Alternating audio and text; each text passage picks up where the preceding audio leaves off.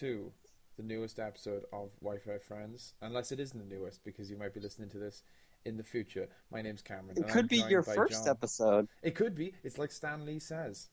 Every episode of Wi-Fi Friends is someone's first episode of Wi-Fi Friends. I'm pretty sure that's the quote, right? Exactly.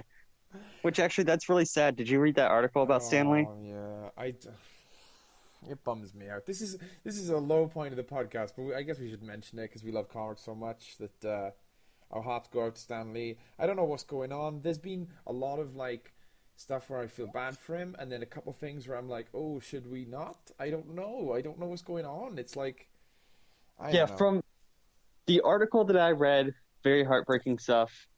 Whatever else is going on in his life, not 100% sure about. That specific article, very sad, very heartbreaking. Hopefully things get figured out. Yeah, I do want to mention like a little thing in the end. And we're not going to go into detail because you can Google it and find out. But what I saw, the last thing I saw was actually quite a nice, like, uplifting moment where Kevin Smith, obviously famous filmmaker, comic book writer, script writer, he does a bunch of things. But he tweeted at Stan Lee being like, "If you need to live in my house." You can come Yeah, live with me, which I thought was such a sweet thing to do. And like knowing Kevin Smith and what he's done in the past, I don't think that's an empty promise. I feel like he would genuinely do that. yeah, and give it up for Kevin Smith. What a guy, you know? Yeah, he's such a nice guy. He's such a good. He gets a lot of crap because like, and honestly, like if I'm being objective and honest, I think that his recent films haven't been as great as his films that came before. But it doesn't mean that he's any less of a person, that he's any less of Yeah. of an amazing person. He's such a good guy, and he's such a If creative I'm force. being like objectively honest, Yes.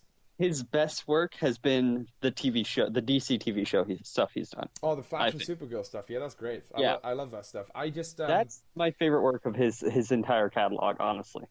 a lot of people say that honestly. There's a lot of people, new Kevin Smith fans coming in who heard of him through the TV show or heard of him, just but didn't watch any of his work until he started directing the TV shows. And he does a great job of those. I think he brings a really nice like positive energy because like he always says how those shows work by themselves. Like he doesn't really need to be there. They'll film themselves.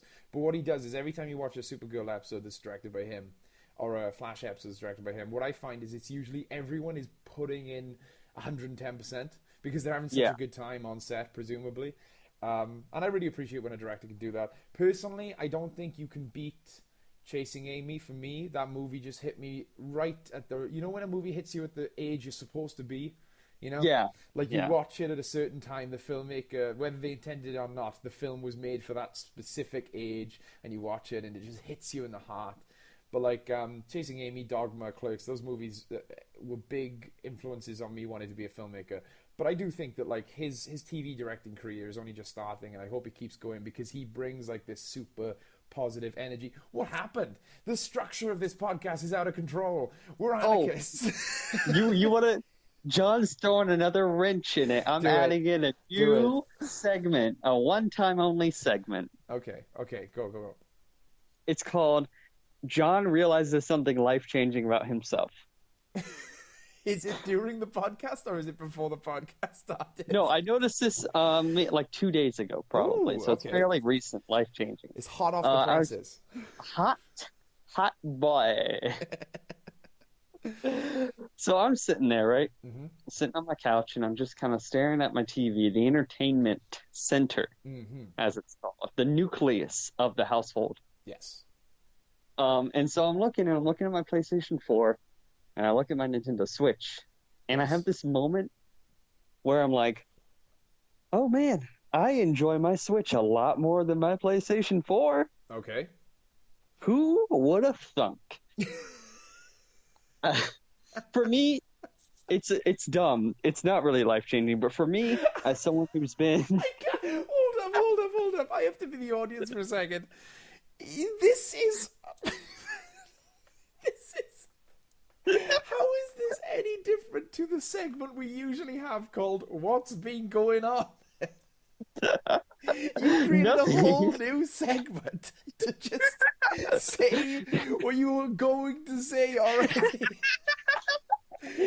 God, I can't believe this. Go ahead. Yeah, yeah.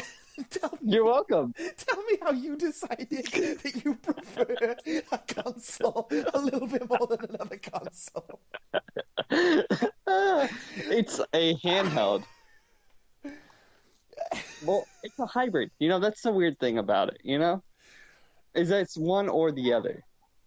And like, I know, we know what the Switch is. No one in any country that is able to listen to this podcast does not know that the Switch is a fucking hybrid. Have you lost your goddamn mind? Have you got withdrawals? Since you're going back to America, are you losing yourself? Do you feel like your identity is split between two nations? yes, I feel like I lost a little bit of myself in Wales. I wish I could take my Welshness and have it portable and pick it up and take it around with me like the Switch. Oh gosh. No, I'm just bullshitting. Oh gosh. But to be fair to you, as much as I am making fun of you right now, like I've been a PlayStation fan for as long as I can remember, and in the console wars, which is such an immature thing to say, but people do have favorites, and my favorite has always been PlayStation. Even I dabbled in PC for a little bit when we started the Let's Play channel, but I kind of fell out of that.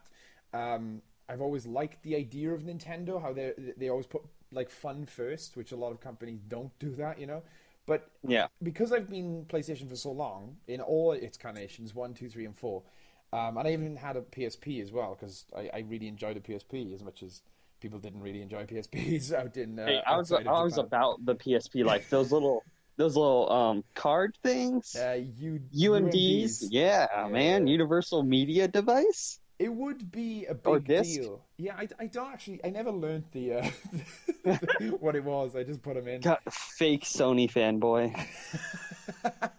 But it would be a big deal if I decided that I preferred a different company. I'm making fun of you, but it is kind of like a thing because when we were younger, it was much more of a. It seemed more important, It seemed like hyperbole. I don't know if you know this, Cameron, is a lot of. It's part of my aesthetic. It is. If I take hyperbole away from you, there's not much else. There's not a lot going on. Hence hyperbole. But speaking of Wales and leaving parts of yourself places, you are married. I am married. Are you implying that I left part of myself with Jen? Yeah, I mean, actually, that is sometimes how marriage feels. When you're away from each other, it's like you're split in half. Oh, you brought it back. You brought it from being a negative thing. Just in case Christina decides to finally listen to this podcast. I can already tell this is going to be a good one. This is going to be a good one. I'm excited. Yes, I got married. It was, and I say this without trying to be sweet or cheesy or anything. I'm just being 100% honest. It was the best day of my life. Like, a lot of people, they go, oh, that's so sweet of you to say. But, like, no, I'm not. I'm just being objective. It was objectively the best day of my life. It was amazing. It was fantastic. Everyone I've ever loved and ever probably... Well, I don't want to say ever will love. That's quite pessimistic. Everyone I have ever loved... That's a little dark. Yeah, because I'm going to get no friends now. I'm done. I'm done with friends. No, it was amazing. It was fantastic. It was from start to finish...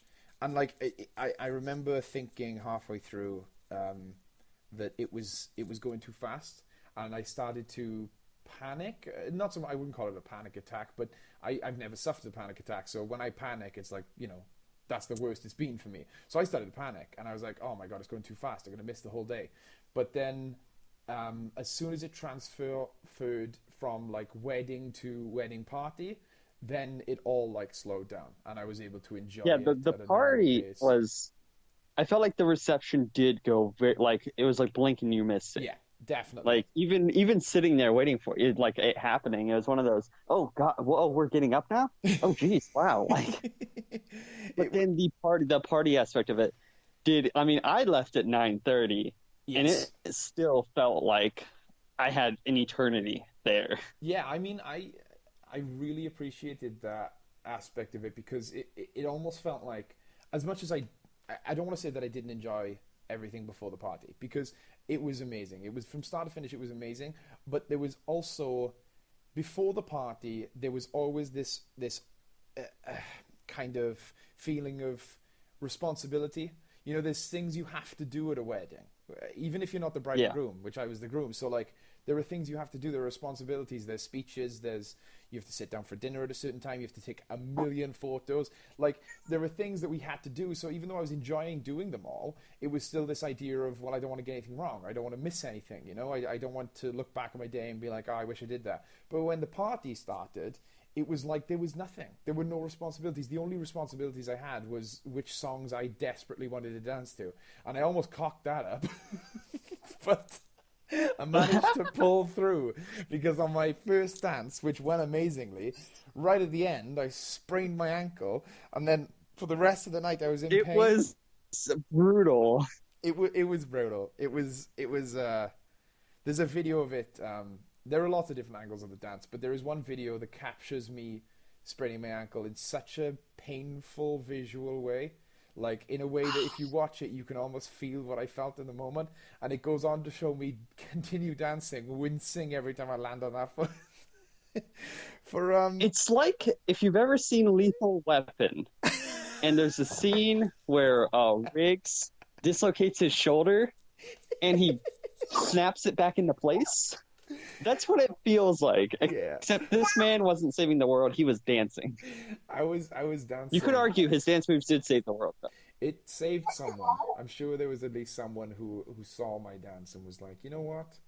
I'm gonna do something. And then they went on to invent the cure. In the 2 weeks that have been since my wedding. I felt good about dancing, seeing, well, mostly seeing Jack Morris dance. Probably we danced together, and it was great. It was amazing. I was so happy at the amount of people because I'm very much a dancer. I've always been a dancer. I remember one of my most embarrassing memories was inviting my friends. I say in quotation marks. They were my friends, but they weren't like my close friends. You know, you have like friends that are like you know them through people. So, but they lived close to me, and my actual close friends, one lived in Bagland, which is far away, and one lived in another place that was far away. So I was like, oh, you know, I've got this cool new speaker system that I had as a kid. I had it for Christmas, and it just played CDs, and it was really loud. So I invited the closest people I knew over, and I was like, let's have a dance party. And I hit the play on the thing, and I was dancing, and they were just sitting there, and I just, at the time it wasn't embarrassing, but thinking back, it's just this like 7-year-old kid dancing while these other two 7-year-olds sit there awkwardly watching. Oh, gosh. I've always been a dancer, so I knew that in my wedding I was going to be dancing the majority of the party, but I couldn't expect the amount of people who were just like on board, who were just like, yes, let's do this. It's Cameron and Jen's wedding. Cameron loves dancing. Let's all dance. And just like people, like, I didn't know you and Christina's stance on dancing. I don't know if you were dancey people. I still don't really, because it could have just overtaken you in the night. But you two were up, and you were up like longer than she was. Like, you were up for a long, long time, to the point where I was like, do you know where your wife is? My wife is she'll be somewhere. I usually go to like the far back of the room, and I'll probably find her. Yeah. But the amount of alcohol I had consumed, just because usually I'm not a dancer, I'm a very self-conscious person. Okay. With just 90% of things I do, I'll be walking out in public, and in my brain I'm just like, oh, my jeans have this one stain on the corner of it that people, whatever, are looking at. But the amount of alcohol that me and some of the other boys had completely took all that self-consciousness away. I mean, look, alcohol's not for me, but I'm glad that it does things for other people, and I'm so glad that it made you dance, because it was real fun. It was so And bizarre. also the great thing was that, like, there was really only, like, 1 or 2 people who were actually, like, good at dancing. Okay. The majority of everyone was, like, pretty, like, not bad, but, like, we're not going to join any choreography circles or anything like that. Not at all. Yeah.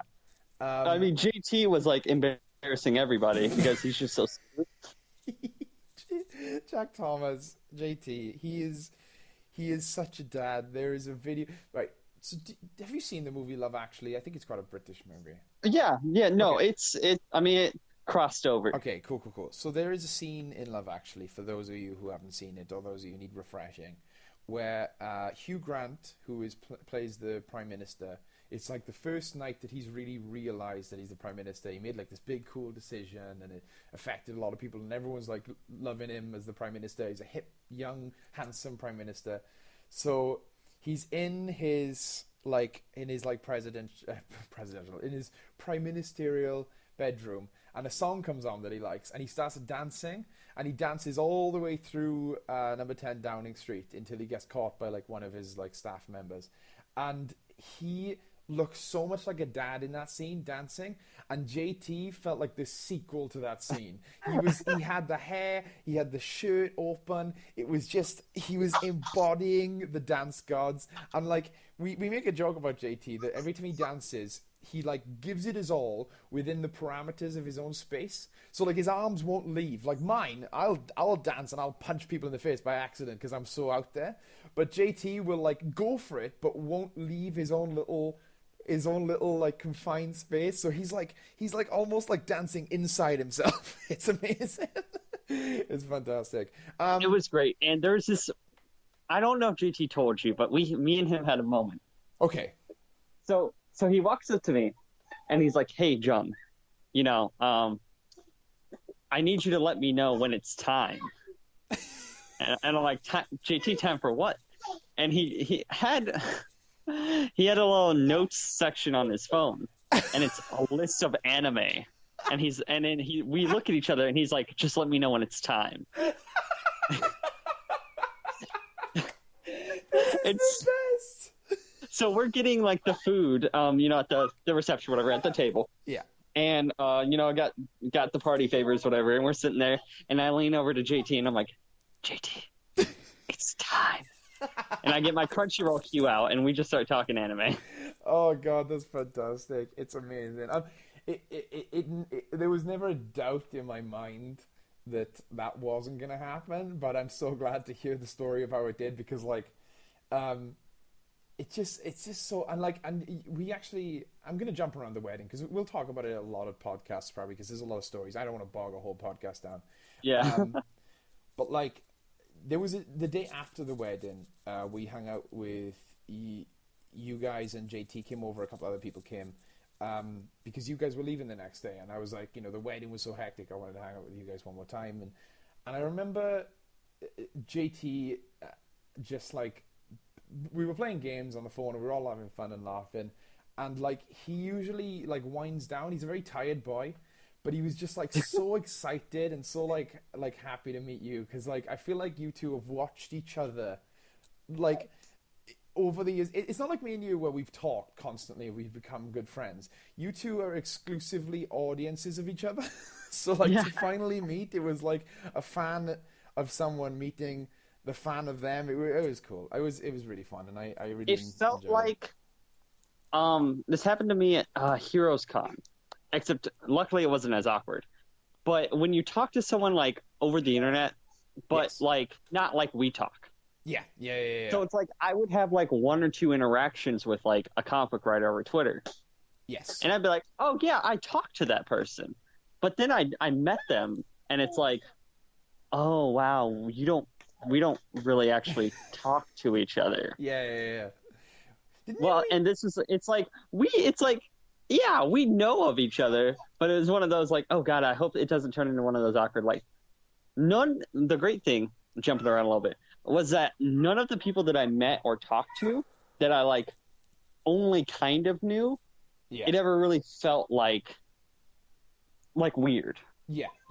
And it wasn't really like a lot of quiet or stalling or stuff. It was just very easy to start talking and start getting into things, which was nice. Yeah, I feel like there's definitely, and there were moments like for everyone probably, or even moments for me and Jen, like where at a wedding where you meet someone and it's just like this awkward situation where you don't really know them, they don't really know you. You just kind of have like a awkward conversation. I'm sure there were a lot of those for you. But like, in terms of my friends, in terms of my personal friends and Jen's personal friends, I feel like they would, if you guys lived here, you would just become a part of the group. So there was never any point where I ever thought that like you were going to have any awkwardness with them, because they're very different people. My friends, like now, there's a lot of different types of people, but we all share the kind of love of talking and bullshitting. And I think it comes down to, and this is getting a bit too existential for the first 20 minutes of the podcast, but it comes down to a mutual, like, idea that you just want to get to know someone. Like there are people that want to get to know people, and then there are other people that want people to get to know them. You know what I'm saying? Like, you ever meet someone who, like, is just talking about themselves, and they ask you a question only so that they can answer it themselves? Like, those type of people, I feel like, don't gel with my group of friends. Whereas if you just want to get to know someone, and you want to, like, learn about people, and you want to I don't know, get to know is really the only way I can do it. And you're very much one of those people, and all my friends are very much those types of people, and it's really easy to talk then. It's really easy to talk because you're just asking each other questions, and you're always just trying to find out more about the other person. That's just my personal takeaway. I'm going to hit pause on the existentialism and ask you, what's been your current fave then, John? What are you currently enjoying? Yes. To not get too existential, my current fave... So, going back to the Nintendo Switch. No, so something about the Switch that I enjoy. Okay. I know there are people, maybe I'm just not good at the PlayStation. Okay. But like how I play my big consoles is that, like, I buy a $60 game, I play it for over a year, and then I buy a game that came out the year prior that everyone talked really good about. Yeah. That's usually how it goes. But with the Switch, things are priced so differently because there are just so many indies on there. Yes. Yeah. That I've been trying and branching out and trying new games or different types of games, like puzzle games or other stuff like that. And I feel like I'm branching out more, and I'm not, like, as afraid to try things out on the Switch because I'm like, oh, that's $8. Why not? I'll get that. Okay, cool. Oh, $25? Yeah, that's fine. Cool. Let's get that. Like, so right now my current fave for my Nintendo Switch is I Am Setsuna. Oh, what is yeah, that? it's a Chrono Trigger Final Fantasy X-esque, like, RPG, JRPG. Oh, okay. I see what you're saying. Yeah. I get the genre now, because those games always have the most obscure titles ever. Like, it doesn't matter. Yeah. Like, you can usually tell what a shooter is based on its name. Like Call of Duty or like Or Gears of Bloodbath. War, Bloodbath. But, like, those games, JRPGs, they've always got, like... And it's the same with anime, I feel like. The titles, when you translate them into English, they just mean nothing. Yeah. So, I Am Setsuna is a very somber game. Okay. Definitely that's somber, hauntingly beautiful is another phrase I would say to describe it. Basically, the world is kind of this snow-covered landscape, very beautiful. Textures are great. The soundtrack is just really beautiful. You're this mercenary. He comes from a town of mercenaries. That is all they do. They're all mercenaries. I love it. I think that's awesome. How do they get by? Aren't they all competing? I don't know if they help each other. Like how I don't know the politics of the mercenary town in the fictional video game world. So our mercenary main character, I believe it's Indir. The problem is that the game doesn't have like dialogue voice. Oh, okay, yeah. So I mean, you just read it. So I'm Classic. Endir. I'm like Indir, I guess. Indir. I'm not sure. So I go Indir. He gets hired to kill this girl. So you go to this town, you meet this girl. Her name's Setsuna. Hence the title of the game, I Am Setsuna. Ah, that makes sense. Yeah, and she is the sacrifice. Oh, shit. Supposedly every 18 to 20 years, something like that, a girl from this village goes to the Lost Lands and sacrifices himself, and that keeps the monsters at bay. Oh, wow, okay. And so you go to kill her, and she's like, hey, look, I'm going to die anyway. How about you just become a part of my protection detail, basically. You become like one of my guardians, and I'm going to die anyway. So, you seem strong and competent, and you obviously... And I think there's an underlying aspect that she wants you there because obviously you don't care about her life. Oh, I see. So So the idea is that she needs someone to guard her to get to where she can sacrifice herself, but she's worried if she asks anyone else, they're gonna like try and save her or talk her out of it. But you're just Yeah, like this cold. her other guardian is someone who's like obviously like a friend Yeah. who thinks that this is what needs to be done, but you can tell she's obviously torn about it. That's a cool concept. I like So the idea of you being the almost the antagonist. Not really the yeah, antagonist, but like you're there. Usually, the main character would be that other person that's like having doubts and stuff. But you're the and the person thing that's brought in to be like, is I do it. think the game plays with your because you as a player, I think the game like understands that like, all right, obviously you as a person are going to try to mentally, you know, think of ways to get out of this. Yeah, yeah, yeah.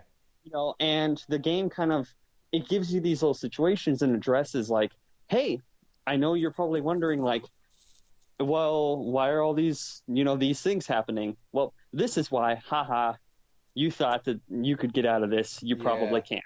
And that's so cool. it's one of those situations where I'm not super far in the game yet, but it's just so it's not I mean it's fun, the gameplay's fun, Mm. and I'm just really interested though in the characters and the world, and I'm just ah the whole package really it just really like kind of sticks with you. The music, the graphics, and just the snow, and just like hearing that like piano, Mm. it's very beautiful, and it feels like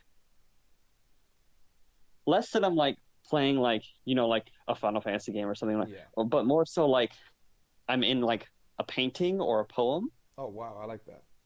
It gives you the feeling of like reading a really somber poem would, also with the Chrono Trigger type like battle system, which it's kind of fun and it's fun to play around with.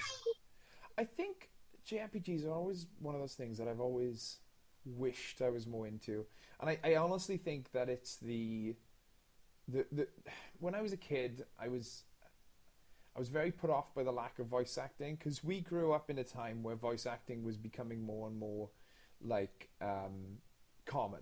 Like Yeah, we grew up where games coming out around about when we were like 10, I'd say, they really started to push the whole voice acting thing.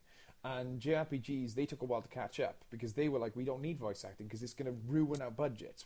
All this money that we spend making the games look amazing, and like some JRPGs, they even though they are pixelated, they put effort to make the pixels look fantastic. And like you mentioned, snow, and that got me excited because I always remember watching like JRPGs. My favorite levels were always the snow because there's something about pixelated snow that's really satisfying. And when the games yeah, do like the crunch as well, like that 8-bit crunch of snow is just it's fantastic. But like for some reason it was a mix of like when I was a kid I hated reading all the subtitles and stuff and not having someone read them to me, and also I've never been a big turn-based guy, but I love the stories of JRPGs, and I love that they kind of act like these alternate versions of anime where you can it's just like anime where the character keeps getting stronger and stronger, specifically shown in anime, where the character keeps getting stronger and stronger and he won't give up and he gets beaten down but he keeps coming back, but without like the commercial breaks, without the episodic breaks. You just keep going. You just keep yeah. following on his journey, and you set the pace. If you want to pause, you can pause. With an anime, there's like a beginning, middle, and end to each episode. Whereas with a video game, you just keep going. You keep running and running, and it's why you can't put them down. Like you're just like, I gotta keep going. Yeah, my thing with JRPGs, the thing that always got me was that I've always wanted to tell stories ever since I was a kid. Mm, And so, the Final Fantasy games, 10 especially, which is divisive for some people, but that was the first one that I really played, and I fell in love with these characters. And the games are, 100 something hours long, so you were learning and getting to enjoy and spend so much time with these mm, characters. I would even, um, with my toys, I'd like set yeah, them up and I'd be like, all right, it's Bass's turn. Okay, cool. He's gonna use this. And as I would play with them like a turn-based style, that's crazy. That's awesome. and I would take like, oh, this guy comes with a cloak. I'd take his cloak off and then put it somewhere and be like, all right, oh, hey, we found a new item. Oh, cool. Put that cloak on. It gives you It's good though because it shows you how much influence like you fell in love with them because you love telling stories, but then they informed the ways that you tell stories. So it's like a give and take thing with a lot of media, especially like video games. Like I think that my main issue, I enjoyed Final Fantasy 15. It was the first Final Fantasy game I played all the way through. But my main issue with it is it was lacking in the things that came in previous Final Fantasy games, where you, like you said, you spend so much time with the characters, you really get to learn who they are. Whereas in Final Fantasy 15, you have a core understanding of who the four characters are, but because you're always with them and you don't pick up party members on the way, like in other JRPGs where you meet a new person and then you get to know their backstory and everything, you never felt like you really got to have that experience in 15. I don't know what your experience with Final Fantasy 15 was, but mine was like, I just wanted it to be more Final Fantasy. It's funny because I picked it up because I was like, oh look, it's approachable. It's like a Final Fantasy that I can get into as not like a JRPG fan. But that ended up being its biggest downfall because I wanted to get into JRPGs for the first time. Yeah, I learned Final Fantasy 15 was one of those games that came, same time around Persona 5. Yeah. Where it was that time period where Persona 5 not part of the equation, actually, because Persona 5 gives you so much information and so much time with the characters. Yeah. Final Fantasy 15 was one of the first games where I really started going to the community. Yeah. Where it was one of those, it's like, where I'm like, I want to like these people more. And I'm like, all right, I'll watch the anime. So I watch the anime and I'm like, okay, cool. I'm starting to, and then I'd go to Tumblr and I'm like, all right, like I like these boys. These are good boys. Well, sorry, Karen. The end of the game is just, whew. Well, it has a really good ending. Yeah, and it. Look, I'm not saying it's a bad game. I really enjoyed that game. It surprised me, the elements to it that I enjoyed that I didn't go into the game for. Yeah. Like when you go into a game, you kind of be like, I'm buying this game to enjoy it because of these reasons. And with Final Fantasy 15, I came out of it enjoying it for all the reasons I didn't expect to. So it was still a good experience. I still really enjoyed it. I thought again, I don't want to talk about Final Fantasy 15 the whole podcast. I have my own favorite. Did you play the Royal Edition or? No, I didn't. Okay, so have you done the DLC and stuff? No, I did. So I would at least like read that stuff if you wanted to. It was but I think it does add a lot. It was definitely the most interesting part of the vanilla game because you would always hear about it. Because they knew what they wanted to do, but they just didn't put it in the game. They waited until the DLC. So there are bits where characters, just leave. And if you don't have the DLC, which I didn't because I bought the game on release day, the characters would leave, and then they would eventually come back, and they'd have scars. And you'd be like, oh, okay, I guess I'll find out later. It's really... They really... not to get too much on the industry of video games, but games are really changing from... You get a full package deal, and they're becoming services. Like Destiny, Injustice 2 is a really good example, where it's like, all right, here's the base game, and we're just going to keep on adding to it forever. Like, Final Fantasy 15 still has new DLC coming out. Yeah. Like, that is ridiculous. It's funny, though, because as a storyteller, I go both ways on it. Like, I think that the Injustice 2 way, I liked because it gave you the story up front. And then you honestly got like new episodes because you got to go to new worlds, you got to go to new Earths, and pick up new armor from those Earths. And there was little stories in each of them because it was like, in this world, the Joker is the good guy and all the villains work for him in like a Justice League scenario and stuff. But the story was there when you bought the game. Whereas stuff like Final Fantasy, as much as I loved that game, I felt like I was missing chunks of storytelling and world building by not buying the game a year later. Yeah, no, that's the thing. Like, if you have not played Final Fantasy 15, now's the time to buy it because now they have like a complete version of it out. Yeah. If like I also got the game when it was first came out and it was not finished. And it's so weird to say that, but it just wasn't a finished game. Yeah, and it was a good experience though. I don't want to knock that game, but I'm just using it to compare to the game you're talking about because in JRPGs, classic JRPGs, and these JRPGs that are coming out now that are trying to harken back to classic JRPGs and kind of recapture that magic, the thing that always interested me about them was this idea of the long journey. And like that sounds like a great beginning of a long journey game, Like it's literally a long journey. It reminds me of like there are tons and tons of anime that you could use as like a reference to this, but a lot of anime will do this thing where the first episode is oh, we have to go to this place, and then the next 24 episodes is them getting there. And I Yeah, love that in an anime. It's something it always gives the plot a forward momentum, yeah. and that is It's very a much. pilgrimage, you know. Yeah, yeah, that's a great way to describe it. And I feel like that game you described literally is a pilgrimage. Yeah. um, So what are you, since we spent this entire time tangentially talking about mine? that's fine, dude. You know, I enjoy the looking into genres that I'm not a fan of sometimes. It's the best thing about being, you know, friends with other geeks, because you go, I've never dipped into this genre. Tell me about it.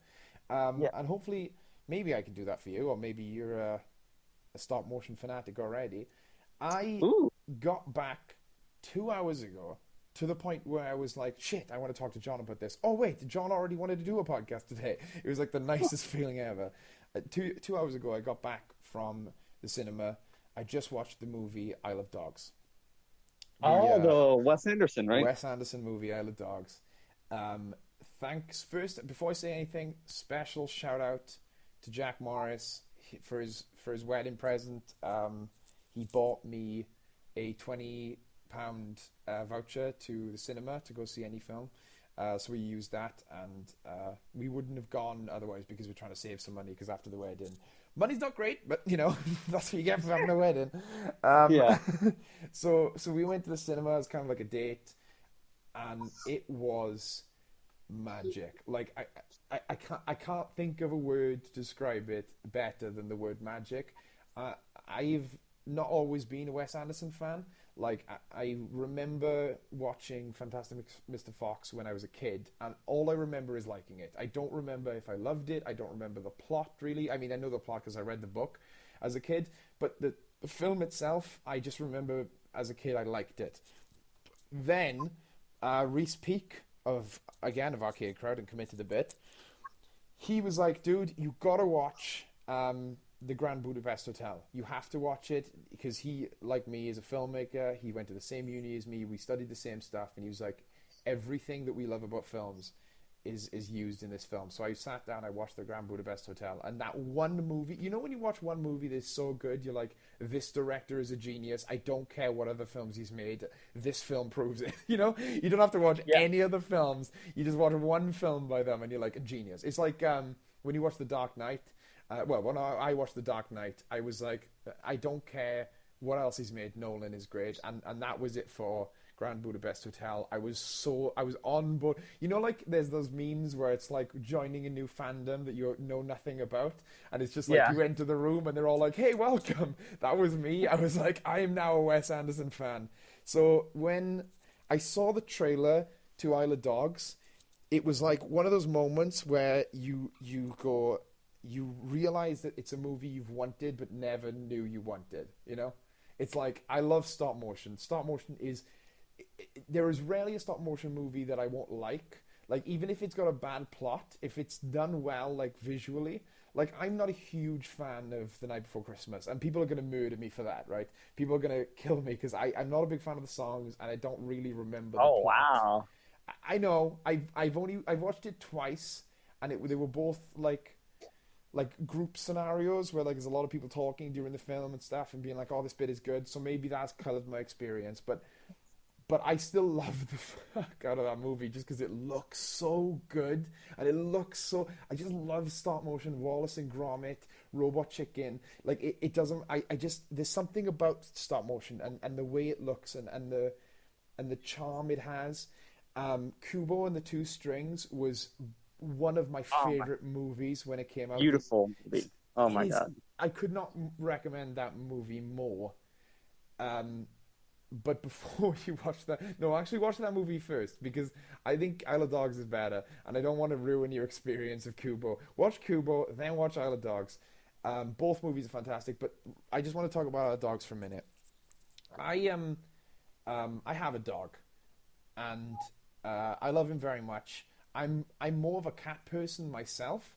I prefer cats, but I do love dogs. I think I've always had this theory that if you are like a dog, you prefer cats, and if you are like a cat, you prefer dogs. You always want that opposite. Like I feel like as a person, I act more like a dog.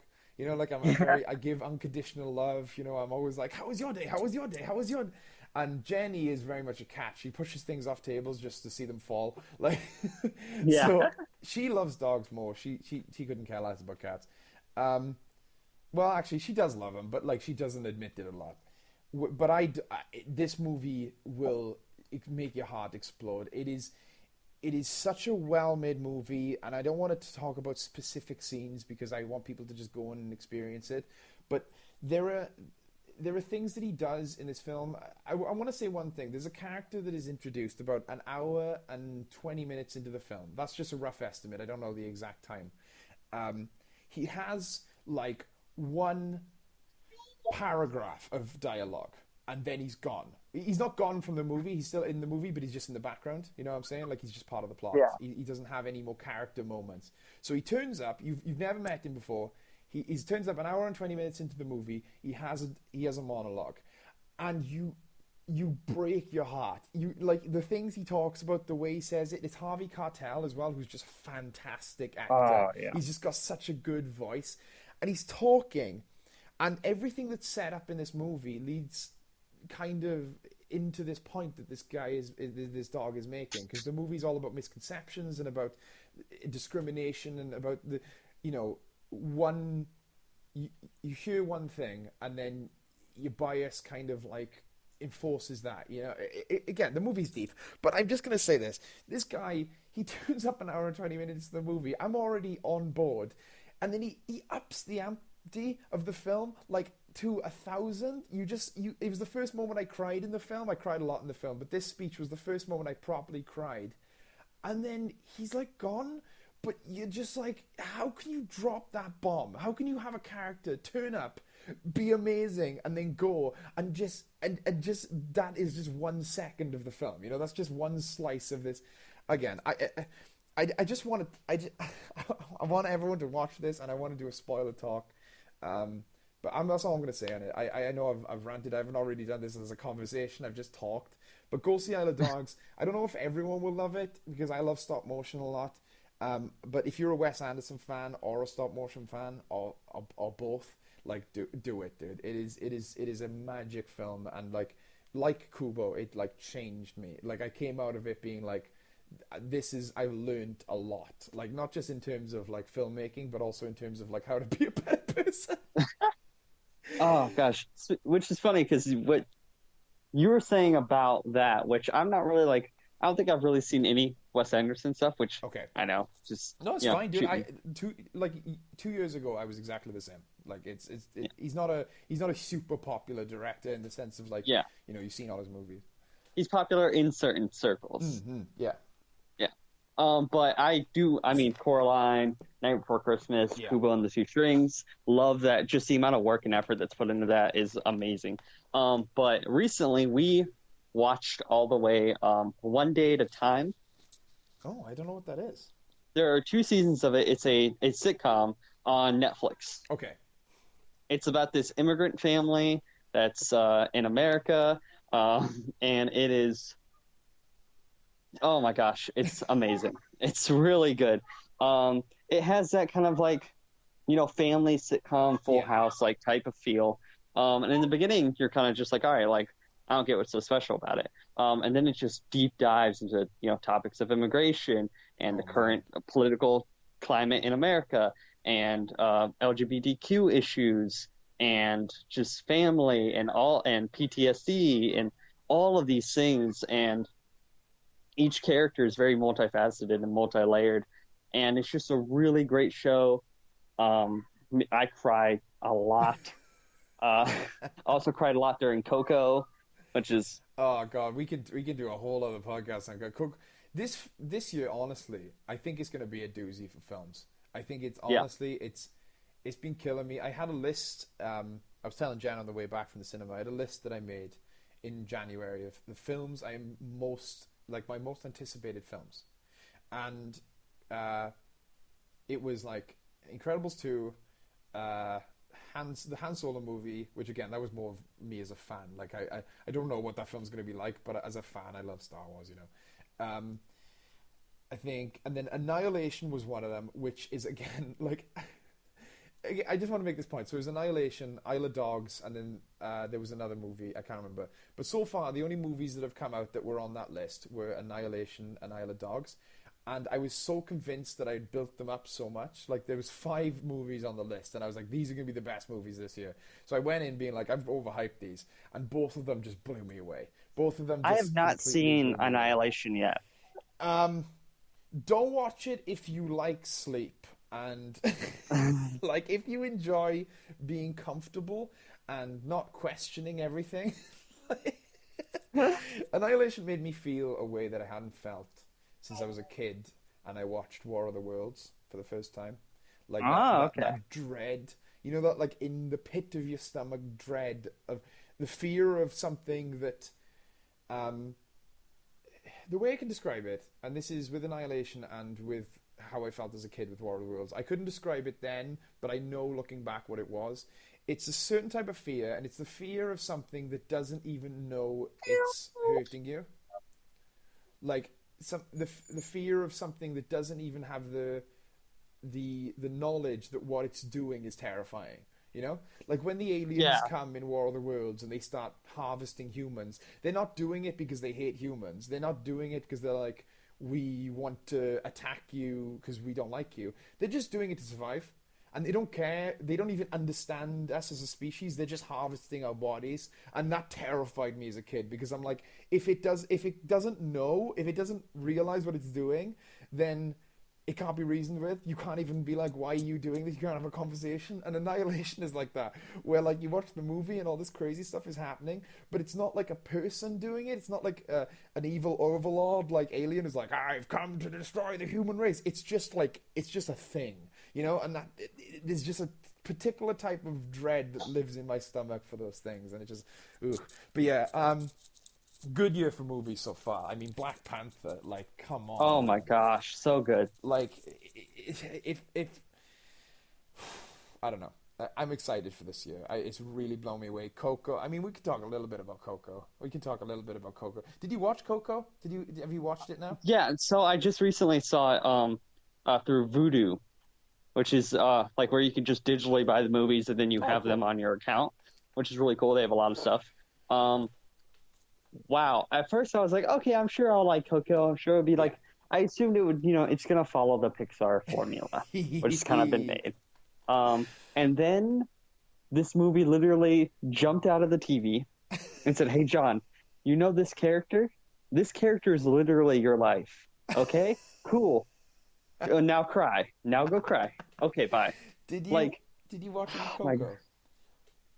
Yeah, she kind of paid attention. Okay, here and there. That's fair. She does. Yeah, she needs, like, mostly, if it doesn't have 95% animals in it. Okay. Like, she loved Ferdinand. Oh, the John Cena animated movie. Yeah, it's not horrible. It's fine. It's a perfectly passable film. She loved that though because it's bulls and all that stuff. Yeah. But oh my God, Miguel. I think it's Miguel. Is his name? Yeah, Miguel's his name. Yeah, his entire character just touched like a part of me that was so real and true. Just all those feelings about fatherhood and parenthood and about having to go off and, work and like not being there all the time, and just the meaning behind Remember Me was just wrecked me. There's a scene in that film where, again, we're going to talk about this like not spoilery, but we if you've seen the film, you'll understand what we're talking about here. There's a scene in the film where a character goes, don't do Remember Me. That's so overplayed. And you as the audience go, yes, because you've heard it so much in the build-up to the film. It's in all the trailers, it's everything. So the point of the scene is always poking fun of the fact that Remember Me is like what they sold the film on, and it's been commercialized. And in the context of the film, the song has been commercialized as well. So much to the point where this character just goes, don't play something else. Don't play Remember Me, play something else. And then later in the movie, the song Remember Me is used again, but sung by a different person and sung in a different way.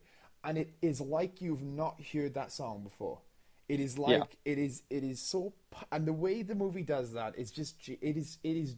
I'm not saying this with hyperbole.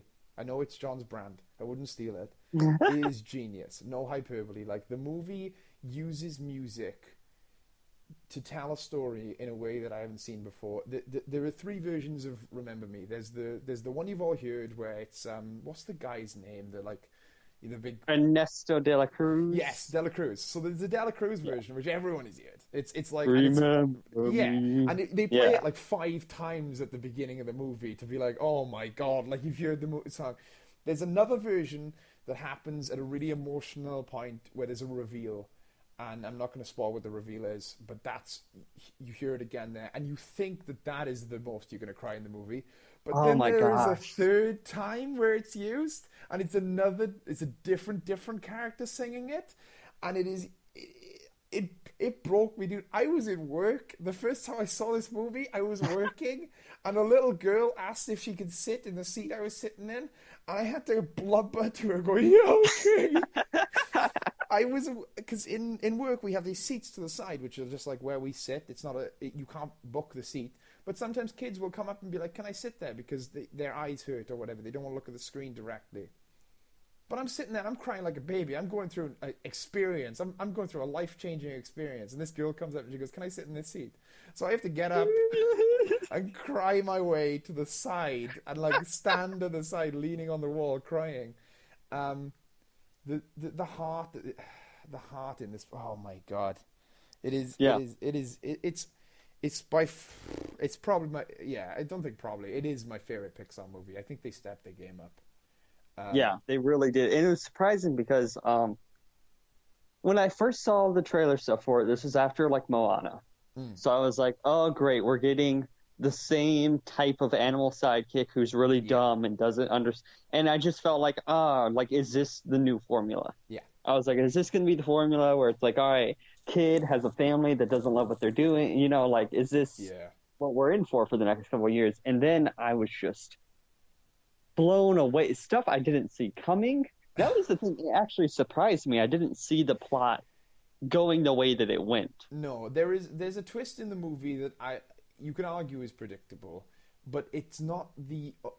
It's almost like because that twist is so like it's coming and it's like okay you can kind of see it like a couple scenes before it happens. You can kind of okay I can kind of see this coming, but there's so many other things in the movie that you don't Well, then expect. the second twist happens like right after the first one, Oh, that. and then Oh, it's like, oh, that one, like the first twist, like yeah, that one, like I think you can pretty much like yeah, get it like by the halfway point. yeah. But then like the second one comes, and I was like, oh, I was not expecting that either. No, Okay. no, and it's such a sweet movie, but it's not like a sweet movie in the sense that everything like it's not a Disney movie. It's a Pixar movie. Like a lot of Pixar Yeah. movies recently have felt like Disney movies, if you know what I mean. Like they all everyone works out in the end. Everything's Yeah. fine, and it's all like My very favorite thing that the really good Pixar movies do is that the happy ending does not come where you would expect it. no, yeah, 100%. Um, and I mean, Toy Story 3 is a great example of that. Toy Story 3 ends in a way that is bittersweet. The Yeah. characters have to accept negative things, but ultimately it's a good outcome. It also comes with negative things. And Coco's the exact same way. I don't want to spoil the movie, but there is a bit at the end where they reveal something and you just go, why? Why did that have to happen? But you understand why it had to happen. It's just sad. It's one of those things where you go, sadness comes with happiness, Yeah. And there are Pixar movies that do that and they nail it. I think Toy Story 3, uh, Coco, and what was the one with the things in the head? Up. Oh, not up. Inside Out. Oh, Inside Out. Yeah. Inside Out. Inside Out's Up great. is a great one as well for that. Yeah. And then there are movies like Cars 3. I'm not going to talk about that. Or The Good Dinosaur, which I have not finished to this day. I didn't even watch it. I think the Coco is an example of there is still really good filmmakers at Pixar, Yeah. and they're still killing it, and they still deserve to be distinct from Disney, even though they are very Disney and they owned by Disney and stuff. They still deserve that Pixar kind of branding. Yeah, Um, exactly. Coco was fantastic. Um, do you have time for a topic? We talked a lot about this stuff. I mean, I've got time if you've got time. Yeah, I got time. I'm good. You give me energy so I can stay up a little bit. Talk about topic. I didn't reveal my topic to you. Uh, No, you did not. did you reveal yours to me and I just forgot? No, we did not talk about Oh, topics it's at going to be a all. surprise topic day. This is going to Yeah. be interesting. Um, okay, mine's not too hard, I hope. So I'm going to go first. I'm going to say the topic and then I'm going to explain my answer so you have time because I feel like that's how we should do it if we hadn't had time to Yeah. prepare.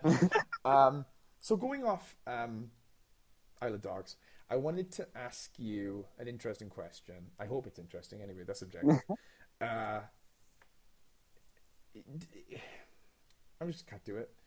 Is there a comic book or comic book character that you think would work as a stop motion movie? Ooh. So I was thinking about this because I just came back. Like I said, I just came back from Isle of Dogs, and I just every time I watch a stop motion movie, I look at my hands and I look at the way they move, and it just feels different. There's such a movement, there's such an animation that you don't get with anything but stop motion. It's imperfect, you know. You see the Yeah. chugging, you see the like, and the way things move, and they're real, but they're moving, and I just love it so much. And I was like, it doesn't fit everything. It really doesn't fit everything. But is there a comic or a comic book character that I think it would fit, or at least would bring a new element to? And that's kind of the line of thought I went with my answer. I was like, what would it add to? You know, not just give service to, Yeah. not just be like, oh, this works for the content, but it also adds another layer. And my answer is really weird, but I went for a comic, not a character. I went for Kingdom Come. I Oh, think okay. Kingdom Come is so not a stop motion looking comic. It's such the opposite. The whole thing looks like a work of art. You know, it looks like a painting. Yeah. Probably because it's Alex Ross and he's famous for making comics look like fantastic, like It's like Norman medieval. Rockwell. Like, Yeah, it's crazy, and I love a Kingdom Come story. And when you think Kingdom Come, you think of the art first, which is fair yeah. because it's beautiful, it's amazing. Alex Ross is a fantastic comic artist, but I also love the story of Kingdom Come. I think it's really deep. It really gets into how comic book characters are treated in their universe, but also how they're treated outside, like how comic books are treated. It kind of makes a commentary on that, and how like we kind of, you know, you always go back to the originals. You can never. They keep trying to Yeah. branch out. They keep trying to make new superheroes, but you always got to bring the old guys back, and that doesn't always work out. And it's not always relevant. And I love that story. I just think that if you get a really serious adaptation of Kingdom Come with stop motion, because I'm not implying that it should be turned into a kids movie. I'm not implying that Yeah. we should take Kingdom Come and kidify it. I'm saying take the story, do the story, but how could you do that story with stop motion? How could you create those moments? I mean, just thinking of like the scene where Captain Marvel catches the nuke. Like it's one of the most iconic comic book scenes in my like memory, and in my like life of reading comics. That's something that I always come to. It's both like story wise as a character, that is such a changing moment when that character who is essentially a villain up until that point, he makes that decision, and the way it affects everyone, it's like so good. But visually, like what you could do with that, I just think that like that would be so intriguing, because it's easy to say something like, I don't know, my first answer was Lost at Sea, because Lost at Sea is a nice little comic. I love it. It's an indie comic. It's Brian Lee O'Malley before he wrote Scott Pilgrim. There's a lot of cats. There's a lot of darkness, and I think it could it could look nice. It could look like Coraline or something Tim Burton-y, you know, where the eyes are all big in Lost at Sea, and they can mimic that. But I thought, no, you got to go big. You got to see what it could do, what you could do, what you could push the limits. And I think Kingdom Come is one of those stories that is very visually interesting in one way. So I wonder if it translates well to Well, stop and motion. I feel like not this. It sounds bad, but simplifying Yes, 100%. the visual narrative might help to get across those themes tonight. Because as beautiful as the artwork is, there is so much going on each page that 1000%. I feel like simplifying the visual language of the story would get across those themes and ideas even better. I mean, not that it's a different medium. Yes. So Yeah. just using a different medium to get across those ideas and themes would work really well for the story. Yeah, there's definitely. I remember about a month where I picked up a bunch of comics. You know, I had money or it was Christmas or some reason, and one of them was Kingdom Come, and I kept picking it up, but not getting past the first couple pages because they're really sprawling. Because for those who haven't read Kingdom Come, I don't know the story. It opens with just heroes and villains everywhere. They're just absolutely everywhere. They're fighting each other in the streets. The whole point is that it's become commercialized. And there's just heroes, villains. There's a scene where like a guy is walking down the street and he goes, "Oh look, there's a battle going on over there." But because of Alex Ross's artwork, you don't know what's happening. It's just like this battleground of a city. And like you have to get through it. You have to get used to the visual storytelling of that comic before you really take in what's happening. And I feel like you're right. Like with a stop motion, you could really focus up, and you could tell the story that Alex Ross is telling. Oh, it's not Alex Ross who wrote it, though, is it? It's well, Mark Waid. Mark Waid, yeah. You could tell the story that Waid is telling, but you could do it in a more concise and a bit more focused up way. And I would definitely, if I was doing it, which I wouldn't because I know nothing about how to make stop motion movies, but like I would cut some things out. And I'm not saying that they don't deserve to be in the original, but when you're doing a stop motion animation, you want to keep it to the visually interesting. You want to keep it to the concise points. I don't know if I would go so hard on the Batman stuff where he's got all the robots and stuff. I think it's an interesting aspect, definitely. But there are bits of Kingdom Come that very much are like comic booky, where they go, "Hey, look at this! Look what's going on over here, and look what's going on over here." But just think about like the scene with Clark in the field. Oh, definitely. My god, be beautiful. Where he's got the long hair, he's got the ponytail. Yeah. Oh my gosh, that is such a good Old scene. Man Clark. I love it. My answer is actually a comic book character. Okay. But I think the Flash. Oh, definitely. Because with stop motion, everything has to be so precise, and you have to really think about the movements that are being made. I think using super speed in that type of environment would really, because you really have to like put deep thought into, all right, well, he's speeding around here. How are we doing this? How are we going to? And I think it'd be really like visually interesting to how they managed to make that happen. That is a fantastic answer that I never even thought of, because even just thinking of like, when the Flash goes into flash speed, and sometimes media will show you his perspective. So he's going normal speed and everything else is frozen in time. Like in stop motion, that works even better because they're just naturally frozen. It'd be great. Yeah. But I think that'd be super interesting. His rogues really complemented as well. Like imagine Mirror Master. Oh gosh. Or like, the ice, just Captain Cold and his eye, then the fire, just everything. It would, because playing with elements in stop motion is really interesting. Like how different studios do it. Like Kubo works with elements really well. There are some points where they actually use like water, like literal water, and there are cool elements where like they weave in like CG sometimes in stop motion. So to see what they would do with the Flash and his rogues and the other characters, and even the lightning coming off him. Like, how would you do it? Would you animate that, or would you have that be in the scene with him? Like, you'd individually have bits of lightning coming off. Oh gosh, that'd be so cool. That's a great answer. That you considering I didn't give this to you prior, that's a smashing answer. I'm glad that we both have different during things. your answer, you trash talked what would have been one of my answers. So I was like, oh no. Oh no! What did I say? No, you were like, well, it'd be easy to do something like Coraline, and I was like, shit. I apologize. It's okay. Mine was super obscure, like Clarion the Witch Boy. I don't know what that is. Oh, he's DC character, like used to hang out with like Etrigan the Demon and all that stuff. Ooh, gone the form of man. Yeah, I love Etrigan so much. He's just such a weird, he's a dark character, but which he would also be great for a stop motion because there's like. That team and like those people working on that and just that aesthetic. Do you, It's great. do you know the reverse? I know the Gone Gone the Fall of Man cometh the demon Etrigan, but I never because they have to trick him into saying it, don't they? Isn't that how it Yeah, and works?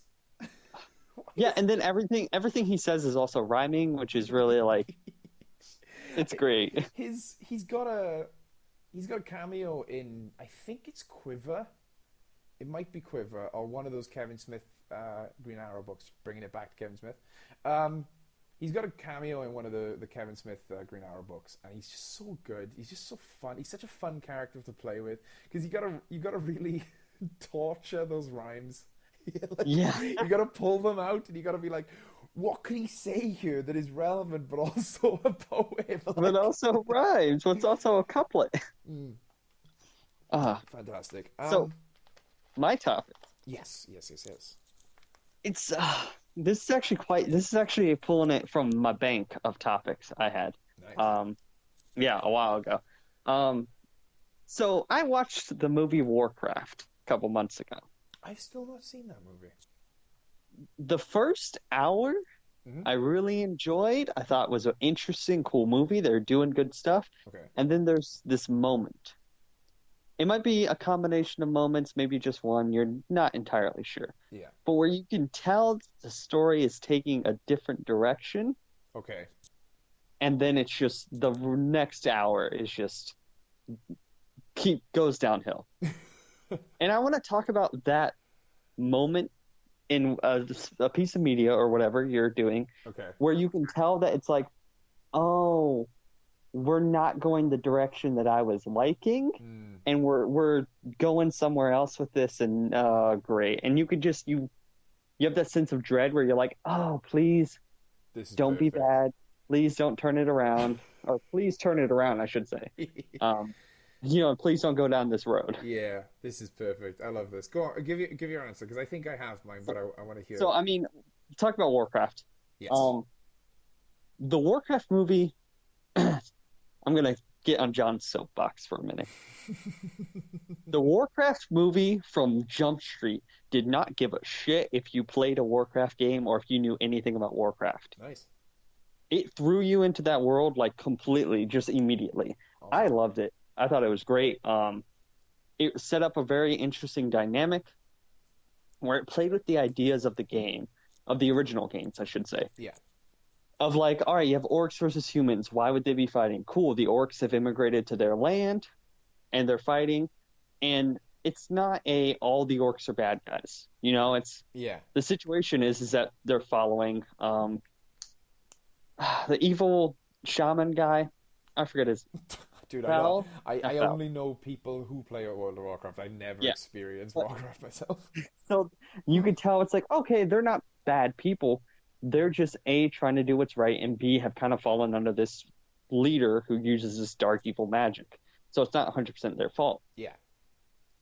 And then it continues, and it's like, all right, cool, we're doing some really interesting stuff. They have this great orc character who's his father and his wife, and it's like, oh, this is a really cool. You've got interesting characters. You got an actually very interesting like setup here. And then they literally start to kill off the characters that you've grown to love so much. And it's almost like you can see the film going, oh crap, we were going a nuanced and interesting direction. We need to course correct because this movie needs to end with the orcs are the bad guys and the humans are the good guys. Oh And that's man. literally what the movie does. Oh. It was so frustrating because in the beginning of the movie, I was like, okay, good. They don't care if you play the video games or not. Yeah. They don't expect you to play the game after this. But then at the end of the movie, it's like, so what? Do you expect someone to go buy Warcraft 1 on their PC after this movie? Like, who is this for? That is a shame. I remember when the trailer for Warcraft came out. I've never been a Warcraft player, whether it be the original games or the MMO. But I was very excited for two distinct reasons. One, I love Duncan Jones. I think he's a fantastic director. I still think he's a fantastic director. There seems to be this thing now with directors where amazing directors have their like action movie that they do, whether it be for money or whether it be they really had a vision and then it just fucks up. Like it just whether the studio gets too greedy or they don't have enough say over it. The only way it actually works is if it's Marvel. Marvel are the only Yeah. guys that will let filmmakers be filmmakers. Like every other studio will like take these really creative forces and I think they put them into a box. So Duncan Jones, I still love him as a filmmaker. I still think he's great. I was excited when I heard Duncan Jones was doing Warcraft, not because it was Warcraft, not because it was a video game, because it was a fantasy. Like there's something Yeah. like is a cool idea. Duncan Jones like fantasy with orcs and stuff. But also the second reason, which is like Warcraft is very. I don't think it's saying anything original to say that Warcraft takes a lot from Lord of the Rings, like the video games. Like Lord of the Rings kind of rejuvenated, or maybe even created a genre, you know. And we've been feeling the repercussions of that ever since those books and then those movies came out. In all like fantasy, there is some form of influence of Lord of the Rings. I always disliked the palette of Lord of the Rings. I always thought those movies. I'm not a huge fan of them. I really like them as films. I think they're really well-made films. But the palette always put me off. Not because it was bad, just because it's so dark. And like I want to get engrossed.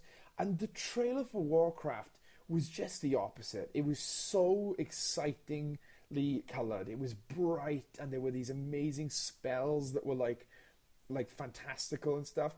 And then I just missed it because it's like, you know, you only get to see a couple of movies in the cinema at a time, and then I missed it in the cinema, and then inevitably it was like meh. Like all the reviews were like, you know, like 5 out of 10, and just kind of like okay reviews, and then that's the thing. If it had stuck the original, I mean, I say this as if this wasn't the plan for the movie the whole time, but it really does feel like hard stop. All right, changing directions. That's what the movie feels like. Yeah, and that's not. And it's like if they had just stayed the course, it would have been a good. Like, I mean, people still would have been like, "Oh, it doesn't explain enough. Oh, it's yada yada, whatever." But I feel like it would have been still a movie that idiots like me could sit and defend. Yeah, and I think this isn't my answer, but like Fantastic Four, for me, was very much that. Where the first 20 minutes, sorry, don't know what that was. The first 20 minutes of Fantastic Four was really good, really interesting. Not fantastic, excuse the pun.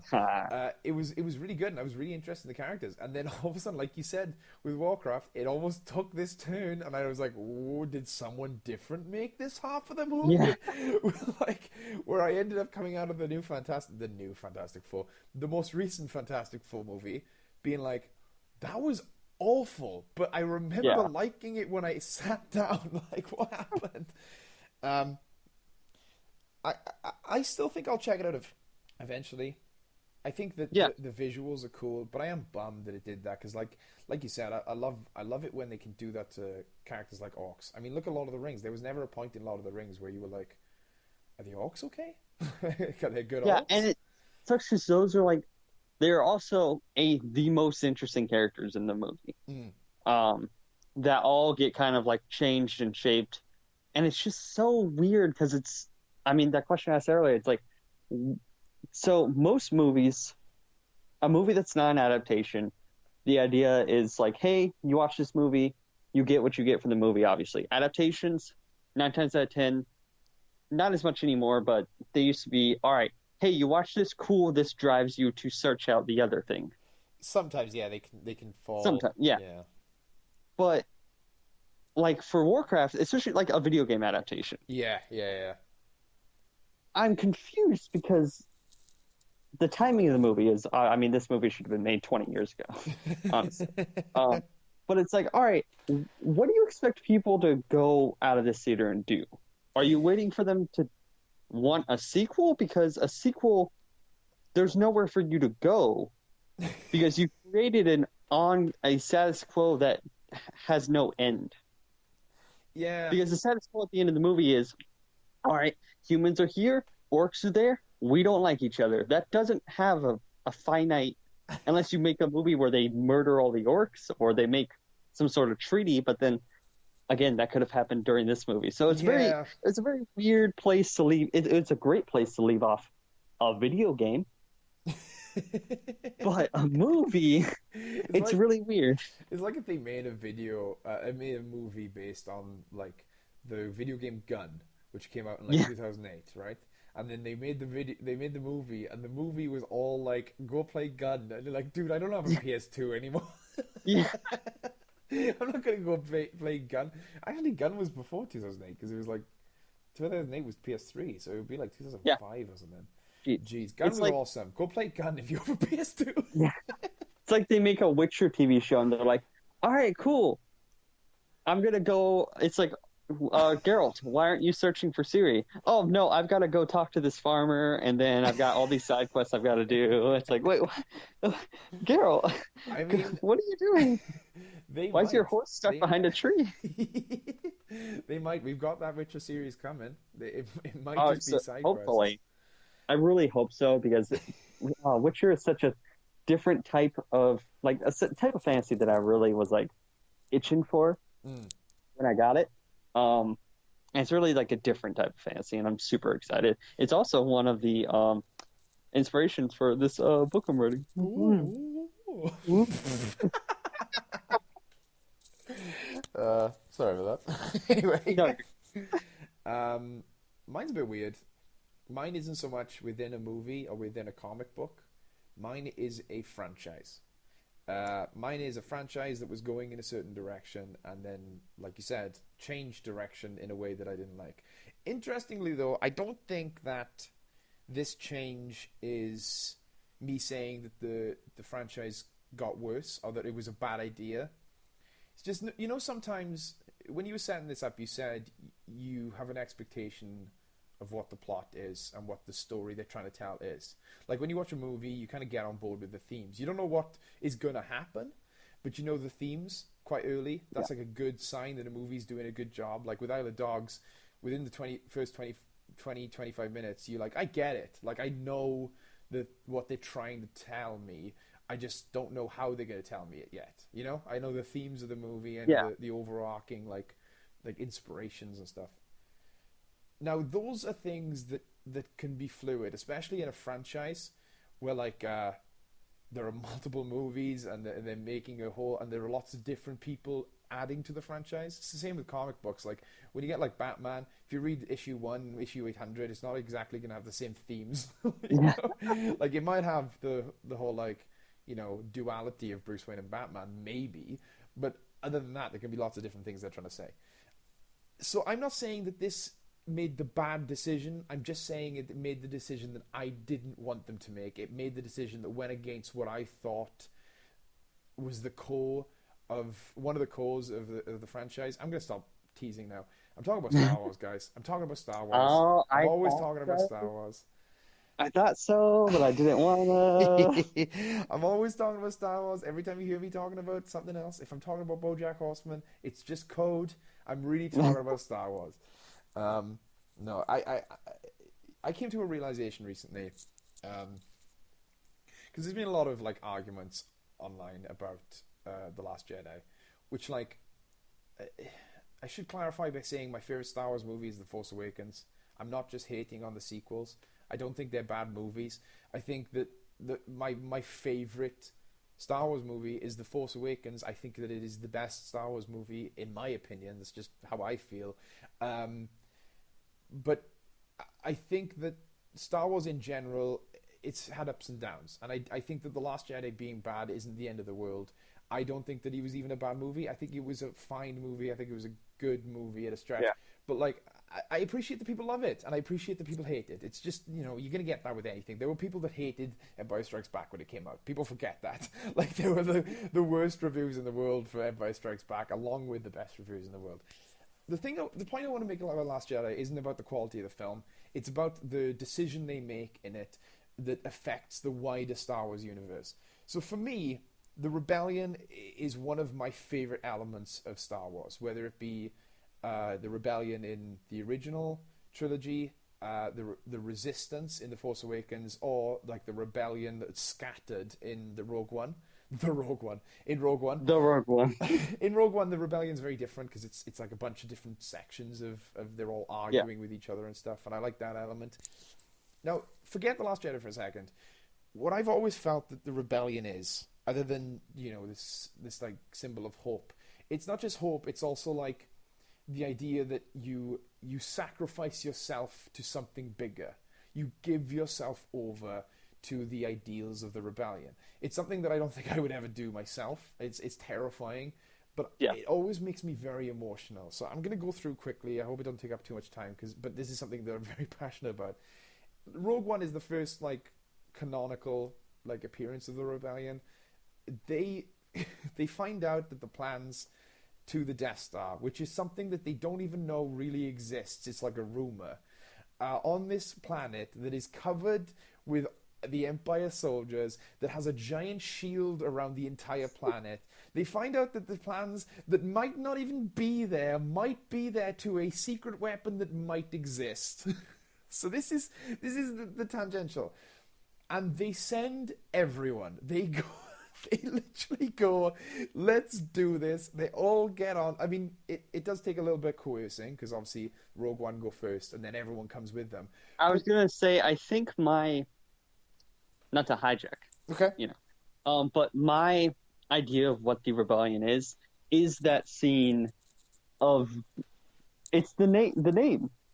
I don't know, Rogue One, and it's that scene before they head off where it's like, hey, look, we're possibly the worst people in the galaxy, but we've got to fight for like our freedom or whatever. And it's something that, I mean, even goes to, the original trilogy with Luke being a farm boy that nobody knows, and Han being a smuggler, and Obi-Wan being a washed out Jedi, and Leia being a rebel princess. It's like the rebellion isn't like, they're not necessarily the best people, but 100%. they're the ones who are willing to put their lives on the line. 100%.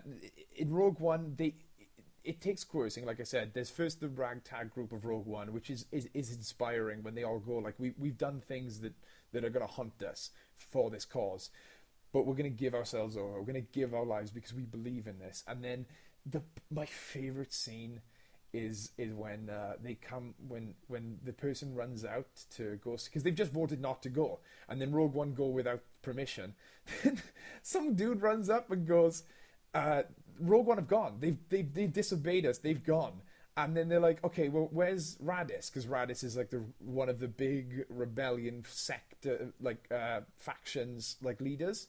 Like he's the guy who looks like he's a Mon Calamari, so he's like the It's a Trap guy.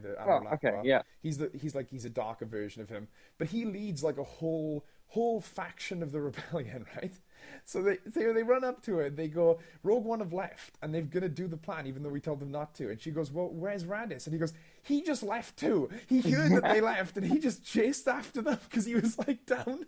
And then they go, well, I guess we'll leave too because we like, even though we just voted against it, we're just into it, They just throw themselves at it. Then you cut to A New Hope. They put so much hope in this one kid that they literally, no one survives the Death Star run except for Wedge Antilles and Luke Skywalker. The amount of people that fly in and don't fly back out is crazy because they're just like, but they're fine because they throw their all into it. They're like, we don't care. We've given ourselves over to something bigger. They throw themselves in. Empire Strikes Back is weird because on half, the Empire show up and they're just like, oh god, and then they just flee because they're just like, there's nothing to gain. Like with Empire Strikes Back, there's like literally nothing to gain. The rebellion are in the beginning and then they're not, because the story isn't about the rebellion in that movie. It's about Luke and it's about Han Solo to a lesser extent, but it's about Darth Vader as well. Then you cut to number 6. Number 6 is my favorite because the Emperor literally builds a Death Star with the knowledge that the rebellion are these radical, like, we have to do it. So he builds another Death Star knowing that they'll freak out. Obviously they freak out. They hear that the Death Star is being built. Without even investigating, they send the entire rebel fleet all to it. Just going, we gotta go. They don't even think about it. They just all send their entire fleet. And it ends up being a trap. Like it's the emperor, the emperor literally was like, I did this because I knew you guys were so headstrong that you would come, and then he traps them. And like, I mean, there's the famous line, "It's a trap." But I love that about him. I love that they just like do it. And then again in the Force Awakens, there's a bigger Death Star. There's a huge Death Star. And there's this stormtrooper that comes along and goes, "Yeah, I used to be a stormtrooper. Like, literally yesterday I was a bad guy, but now I'm going to help you." And they go, "Yeah, dude, do it. We're going to give all your trust in you. We're all going to send all our troops." And they all go. It was just the idea that the rebellion was these people, that it didn't matter what they did before. What matters is that they gave themselves over to the rebellion. Now, obviously, this can't go on forever because, like in episode 6, the enemy can pick up on it and they can use it. Unfortunately, it's what I loved about them. So in Last Jedi, where they kind of make the conscious effort to change it, so they change the kind of philosophy of the rebellion, so it's survive to fight another day. Instead of throw all yourself into it, like Poe does at the beginning of the movie, they kind of try and make the point that they're changing, and the rebellion isn't about that anymore. It's about surviving and fighting the next day, which is fine, which is cool, which is an interesting evolution. But for me personally, it took something away that I loved. You know, it took a big chunk of that franchise that I really had a love for and really cared about. And it replaced it with something that made sense logically, but just didn't have the heart, I think. Yeah. And that's something that really, again, like you said, it took a diversion. I said I wasn't going to monologue about this, but it really is something I've realized that, like, the reason it didn't hit me, when I was in the cinema watching Rogue One, I was weeping. I was crying, and it wasn't because characters were dying. It was because it was quintessential Star Wars. It was like what I see as Star Wars in my brain. Whereas in The Last Jedi, I cried, but only at the bits with Luke Skywalker. None of the Resistance stuff affected me at all because they weren't the same rebellion that I fell in love with, I think. And yeah, that's something that I've been thinking about a lot, and I kind of took your question to talk about it because it has been on my mind. But yeah, that's my answer. Sorry it's so long-winded. No, that was great. That's something that I have never like expressed in those types of words. Yeah. But I think that is something that, I think something that is so, I don't know, timeless. Yeah. About certain characters, and things like, I mean, shonen anime. Yeah. Luffy is the same 800 episodes. His morals, his principles, everything he does is the same. Yeah. Some would call that boring, but something that's, I don't know, kind of what is endearing about them, though. Yeah. I think for like where the franchise is going, like obviously it's not one of those things where it's like it's necessarily bad, you know, like you were saying. It's like, well, this is just what they're doing and it makes sense, but it's just not. Sometimes I don't want the thing that makes sense. Yeah. Sometimes this is a thing in like wrestling too, where you have the bad guy, you know, and them and the good guy are talking whatever, and the bad guy like goes to turn like or screw over the good guy, whatever, and then the good guy like knocks it away and fights him back. It's like, yeah, I kind of like it when like my good guys are like they try to see the best in people and they get screwed over, even though like I'd rather they not like assume that something bad's gonna happen. So it's like, haha, I knew your curse, your inevitable, you know, treachery. It is, and I think it. I mean, it's kind of tradition now that we get deep at the end of these things. I swear I'm not doing it on purpose. It comes down to like this kind of thing, I think, and this is I'm spitballing this. I've only been thinking about this for like the last week or so, because I really realized this is one of the things I had an issue with in Last Jedi. It comes down to this thing of like, I am quite principled. It doesn't seem that way. Like when you look at me in videos online and stuff, I don't really talk about it that much. But I'm quite a principled person in what little I care about, you know? Like I don't really care that much about a lot of, you know, meaningless stuff. But when it comes down to morals and stuff, I care a lot, and I am very principled, whether it be in how I think other people should act or how I think myself should act. Like, I don't have a problem with people drinking. I literally don't care. Jen drinks, and it doesn't bother me at all.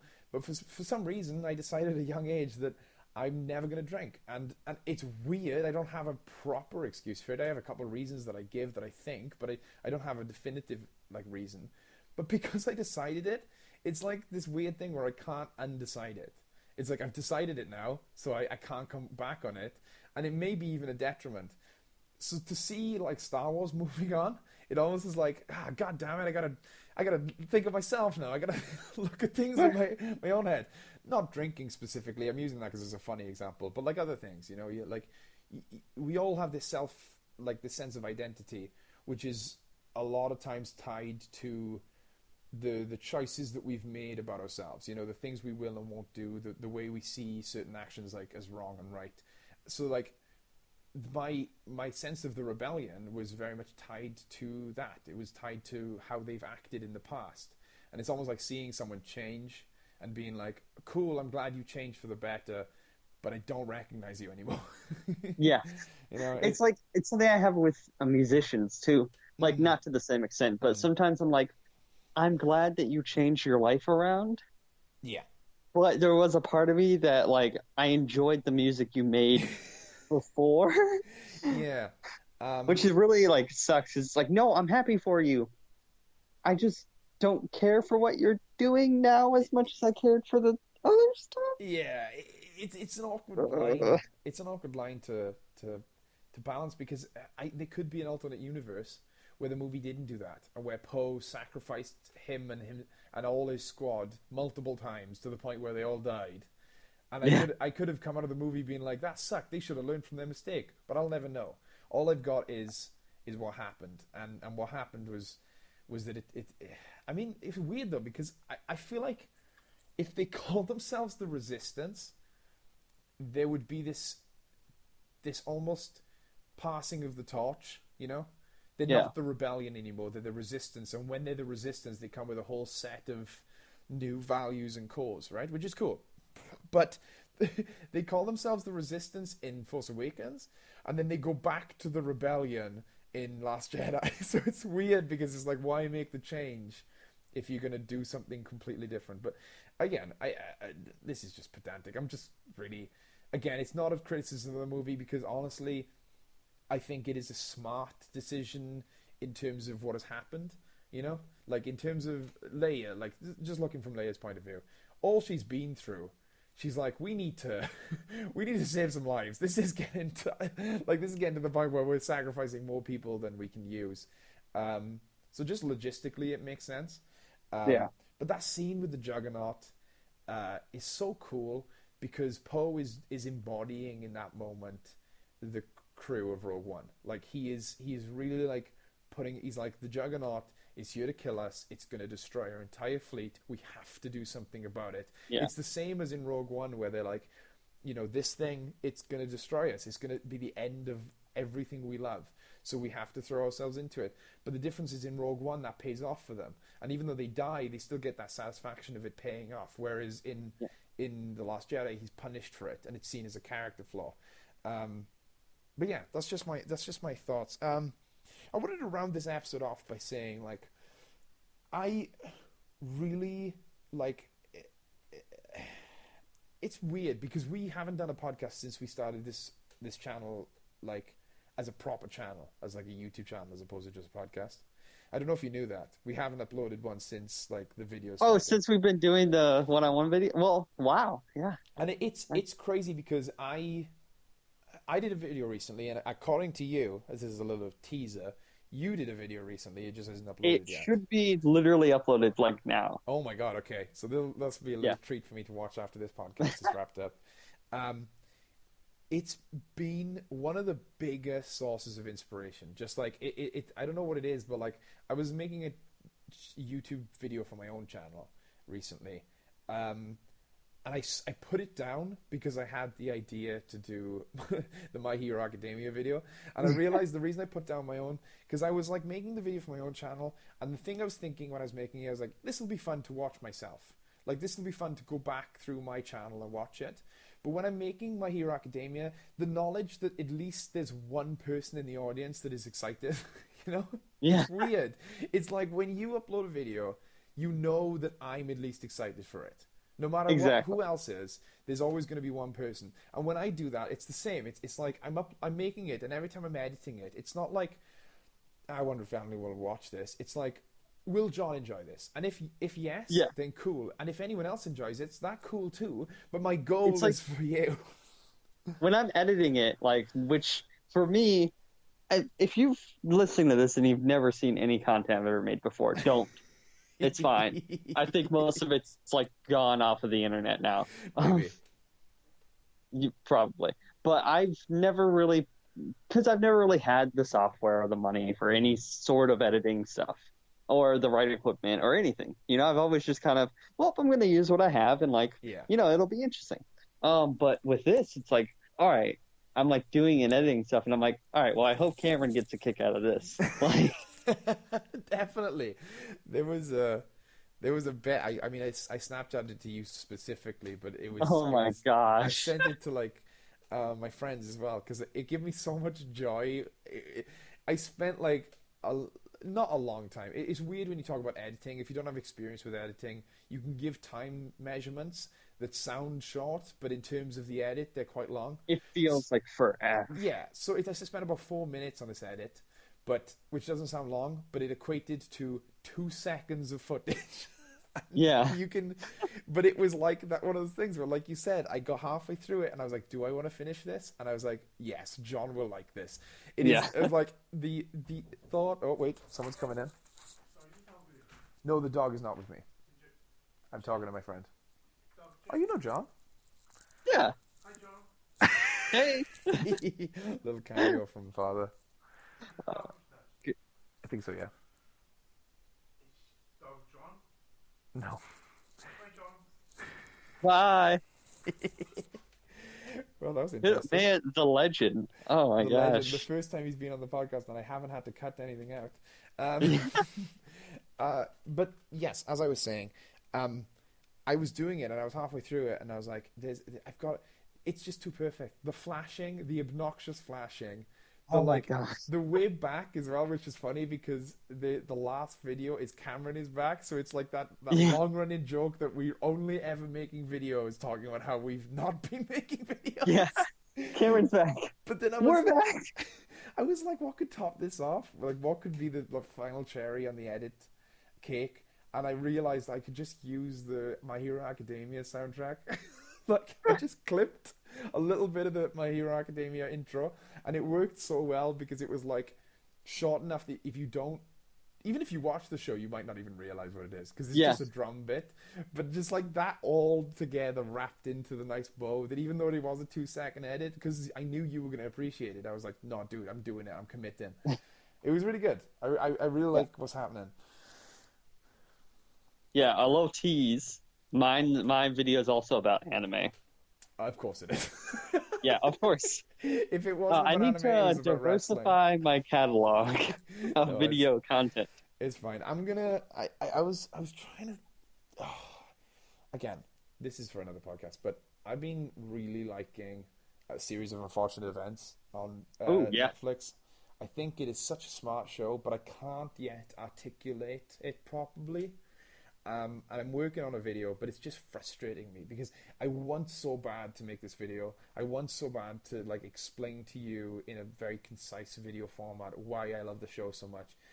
And it's plaguing me to the point where if I wasn't doing it for this channel, I would give up. But it's this extra boost of inspiration, you know. It's this extra like motivation to be like, nah, dude, someone's gonna watch this. So I recommend that if anyone is struggling, if anyone is like me and John were for years and years and years, just trying to find the motivation to do something, you just gotta get a writing partner, or get someone to read your stuff. Just find that one person that you want to show something to and make it for them. Definitely, I think. And I mean, and it doesn't have to be like full of references and like, I mean, obviously it doesn't have to be like, hey, you, but just like make something to show them.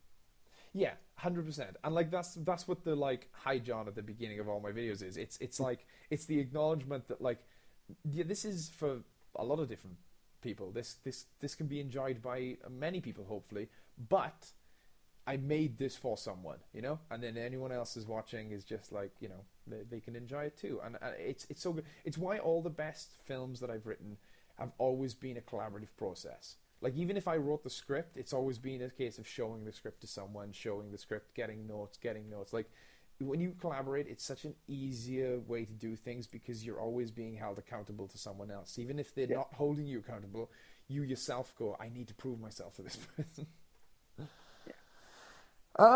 That sounds like a good place to end it. I don't know about you. Yeah, Do you have any been a thoughts? pretty. I mean, I always have thoughts, you know. I do want to give a quick update to the people out there that are very worried and concerned. We met, we took pictures together. The Jackman off occurred. However, all the footage is lost. Yeah, I'm gonna go with the lie too. It was lost. We definitely didn't just have too much fun enjoying each other's company to make videos. No, it was like there was pecs bouncing and oh man, Yeah, there was some it got stuff. pretty hot. It got pretty hot, to be honest. Yeah, it got really hot. You know, JT was there. Of course. Funny enough, I've been playing badminton recently with a group, and JT's involved. And he just wrestled me one day. We were on the badminton court. We finished playing. We were gonna leave, and he was like, "I'm gonna wrestle you right now," and he beat me. I'm a big dude. Like I'm not strong, but he's surprisingly strong. Like you don't look at him and go, "Oh, he's buff," but like when he takes his shirt off, I don't want it to sound too homoerotic, but he's a hot boy. He's a hot boy. So I'll end it there, I guess. This will be a perfect way to end the podcast. Thank you for listening, those of you who did. And if Christina's listening, just know that John does love you. He just made that joke at the beginning of the podcast. If you remember what that joke was, you don't have to go back to the beginning and re-listen to it. It's fine. Just yeah, I like the idea that we get a lot of views just from your wife being like, "Has he said anything about me now?" No, it's more so whenever we talk about tiny homes. Oh yes, if I put tiny homes in the title, that's a Christina subscribe right there. That's a Christina hit. This is the new thing. Is this video Christina approved? Does it have tiny homes? All right. Check us both out on Twitter, and we shall see you in the next thing. Yeah.